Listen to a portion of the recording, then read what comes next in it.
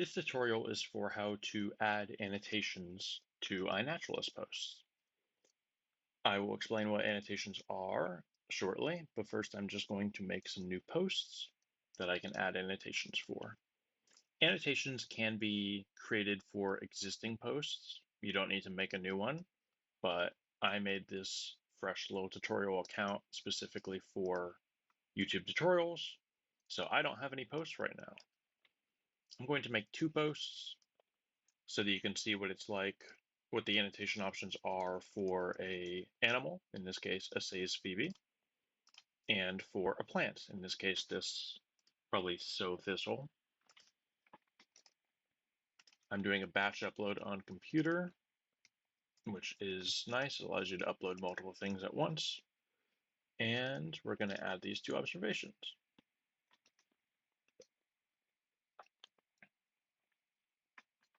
I do a lot of volunteer work on iNaturalist, and I often advocate that people add annotation fields. And somebody asked recently how to do it. They were asking for the iPhone app specifically, and I don't have an iPhone, so I can't show that. But I thought second best option is to show on a laptop, which most people have a computer at home, I think, or most people that are going to be on iNaturalist at least.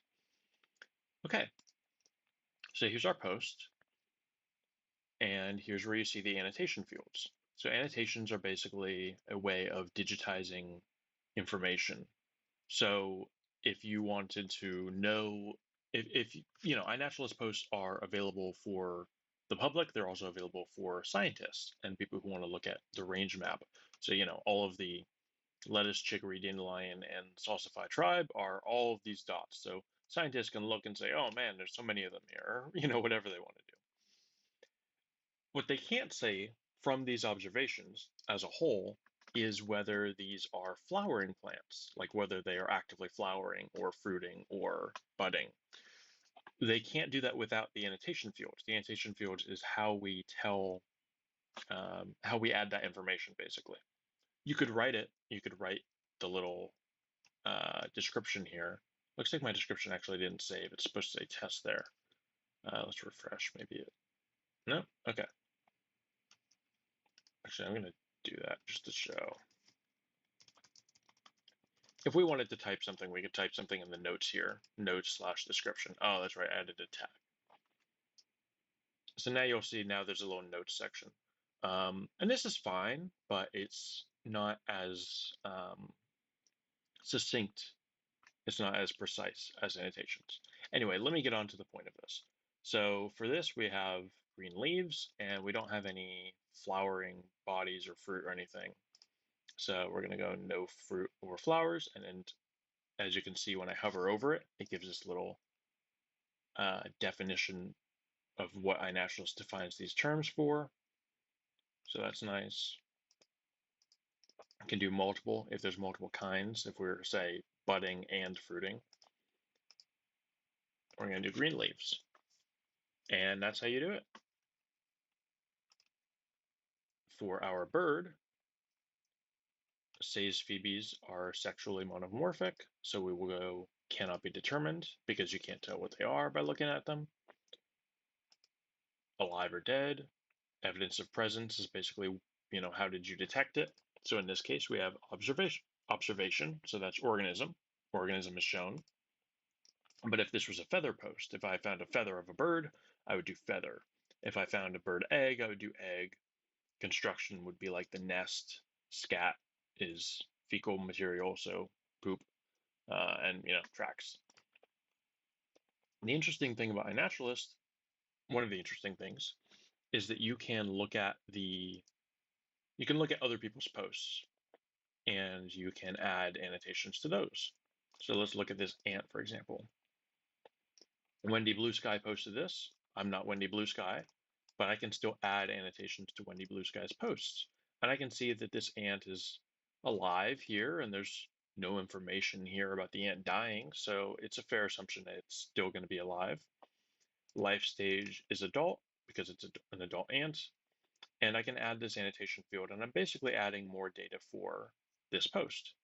And now Wendy can come in here and press the X if I am incorrect or when he believes I'm incorrect. And I can also remove my own. But a third party cannot remove my annotations. The closest they can do is press the disagree downvote. And, excuse me, if there are three disagreements for one this, if it in a 3-to-1 ratio, it can be overridden, like with other things on iNaturalist. But like with an overridden identification on iNaturalist, you can't actually remove the annotation here. It will still be here. It'll just be when it has when this number is a 3, then it won't show this in the data.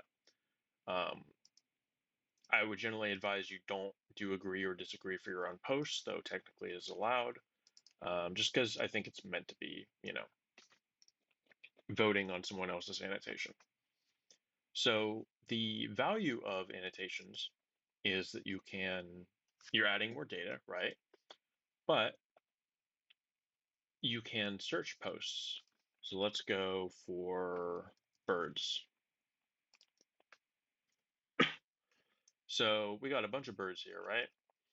If I was an identifier and I wanted to specifically find birds that are like bird eggs, let's say, I want to identify bird eggs. I am not good at adults or whatever. Or I just want to focus on eggs. You can have the life stage annotation be eggs only. And now you are only going to see observations that have that life stage present. So we're only going to see these nice egg posts. And so this adds value in that it allows observers to find your posts more easily and identify them more easily, which is great because, we all want our things to get identified and confirmed and to know what they are. So we could remove this. There are certain taxa that are very important to have this for. So if you're familiar with gall wasps, like I am, gall wasps are the gall, this thing that is induced made of plant material, and the wasp, or the other inducer. In this case, we're doing gall wasps. So here's the wasp. Some identifiers will only want to do the galls, like me. I tend to stick with the galls that I know, and others will want to go for the adult inducer of that gall. So this would be really important for that. Every time I'm identifying galls, I use this feature. This is in the identify tool, the identify section specifically. It's not available, this filter is not available in the explore tab for some reason. But let's say we go to evidence of presence and we could do gall here, or we could do organism.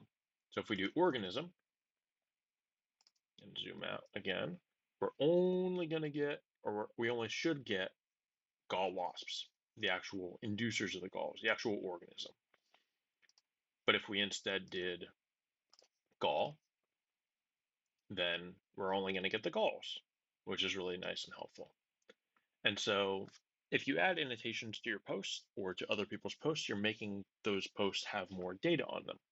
The alternative is to go with the non-annotation method is to go, okay, here are all of the, let's say, birds, right? Here are all the birds. I want to identify the egg ones. You can type eggs, and this will show you all posts that have descriptions or tags that include the word eggs in them, which is still going to show you a lot. There's about, let's see how many, 8,000 or so posts that are listed like that. But I can tell you from using iNaturalist a lot, most people don't use the notes section. Most people don't describe, they don't put any of that information in. People don't use the annotation section a ton either. It's, your average user, probably not, but you are more likely to get, if we do eggs here in the description slash tags, we get 8,800 posts, right? If we instead do life stage egg, we are going to get 23,000 posts. So now we can sort by a lot more posts and we can find a lot more. And that's really nice to have. So that is how to add annotations to posts. You can add them to your own posts. You can add them to other people's posts. There is a frequently used responses page on iNaturalist that has a link to posts that are lacking. Um, is it? I think there's a no, it's on a different page. There's a way of doing search optimization, not optimization, but you can. Sorry, I'm tripping over my words a little bit. What I mean is that you can use the URL of iNaturalist and edit it to put in filters like this. So when I put in this filter, you can't see it because it's off the screen, but my URL changes. And so you can edit the URL manually instead of going through this menu, and you can do more filters than are available and visible here. And one of them is looking for posts that have no annotation. So you could have it be, yeah, without annotation, alive or dead equals any. And now we're only going to get posts that are missing that annotation.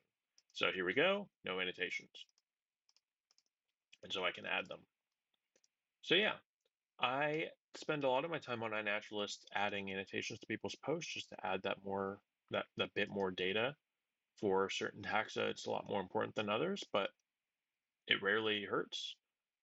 Just make sure that you know what you're doing that you know enough about that taxa to put an accurate description or an accurate annotation, or be open to feedback if somebody tags you and asks you to remove it because it's incorrect. Anyway, hopefully this helps. Have a good day.